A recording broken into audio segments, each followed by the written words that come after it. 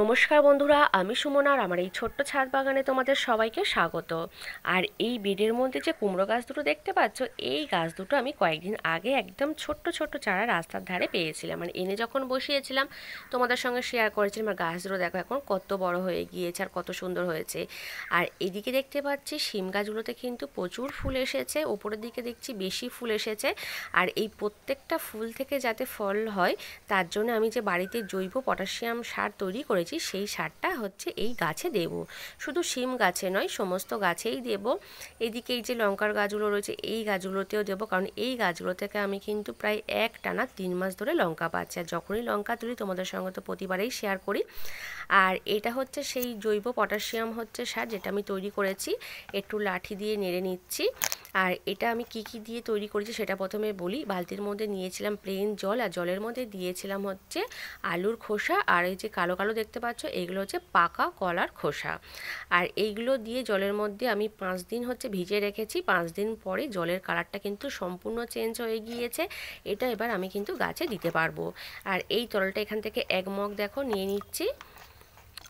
আর এখানে বালতির মধ্যে প্লেন জল নিয়েছি, জলের মধ্যে 1 মগ তরলটা আমি দিয়ে দিলাম, দিয়ে ভালো করে জলের সঙ্গে মিশিয়ে নেব। আর এই তরলটা আমি কিন্তু এবার গাছে দেব। আর প্রথমেই দিয়ে দেবো এই গাঁদা ফুলের গাছগুলোতে। আর এই আলুর খোসা আর হচ্ছে কলার খোসার মধ্যে কিন্তু প্রচুর পরিমাণে পটাশিয়াম থাকে, যা কিন্তু গাছে ফুল ফল আনতে সাহায্য করে।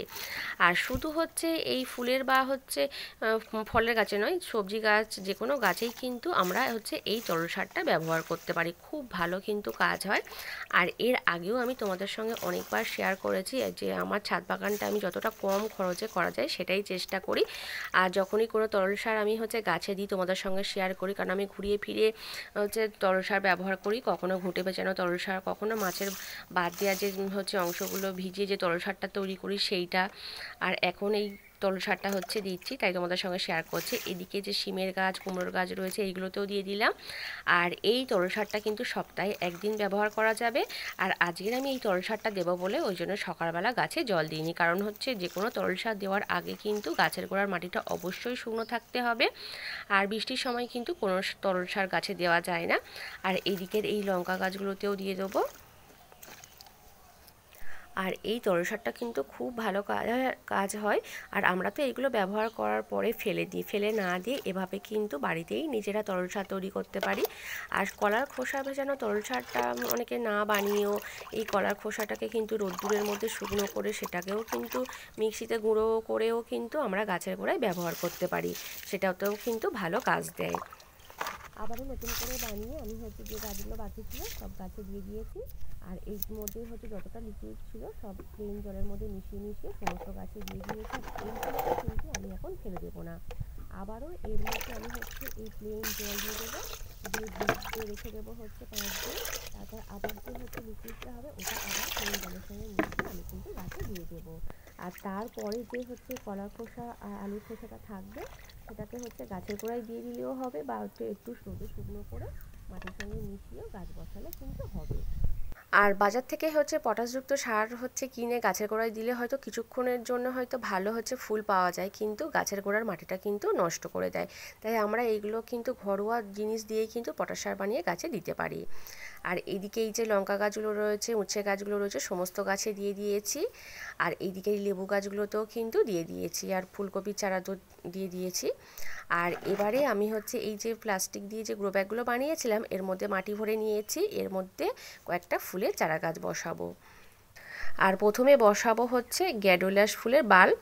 আর এটা কিন্তু আগের বছরের, আর আগের বছরের দুটো বসিয়েছিলাম কিন্তু একটাতেও ফুল হয়নি, জানি না কেন।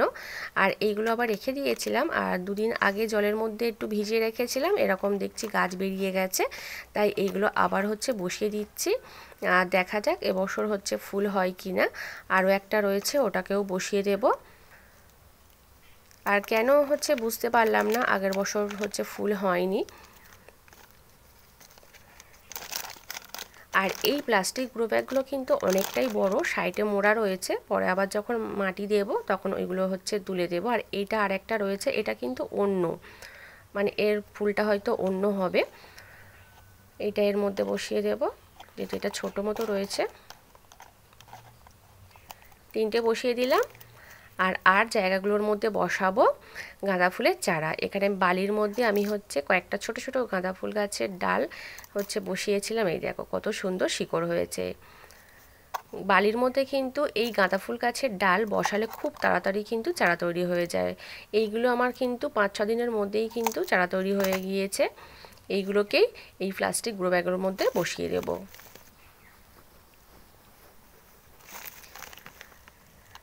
একটা বসিয়ে দিয়েছি, এরকমভাবে আরগুলো বসিয়ে দেব। এখানে দেখো 4টে চারা আমি বসিয়ে দিয়েছি, আর 3টে হচ্ছে গ্যাডুলাস ফুল গাছের বাল্ব বসিয়েছি। আর এবার একটু জল দিয়ে দেবো। আর এই গাছগুলোকে হচ্ছে একটু 2-3 দিন বড় গাছের নিচে ছায়ায় রাখবো, তারপরে রোদ্দুরের মধ্যে বের করবো, তাহলে একটাও চারা নষ্ট হবে না। আর এখানে হচ্ছে এই দিকে যে হচ্ছে চন্দ্রমল্লিকা, তারপর কসমস ফুলের গাছ, গাঁদা ফুলের গাছগুলো, এইগুলো সব আমি ডাল থেকেই তৈরি করেছি, এর আগে তো তোমাদের সঙ্গে শেয়ার করেছি। আর এই গাঁদা ফুল গাছের ডালই কাটিং করে আবার বালির মধ্যে বসিয়ে দিয়েছিলাম, ওই চারাগুলো হয়েছে। আর এর মাথাগুলোকে একটু কেটে দেব, তাহলে আবার সাইড থেকে কিন্তু 2টো করে ডাল বেরোবে। আর গাছে কিন্তু যত বেশি ডাল তৈরি করতে পারবো তত বেশি কিন্তু ফুল পাবো। তাই হচ্ছে এই কিছু কিছু যে ডালগুলোতে কুঁড়ি চলে এসেছে কিছু কিছু গাছে দেখছি, এইগুলোর এখন রাখবো না, কেটে দেব, তাহলে আরও নতুন হচ্ছে ডাল বেরোবে। এইটারও কেটে দেব। ডাল কেটে দিয়েছে। আর আজ কিন্তু বন্ধুরা এই পর্যন্ত, টাটা।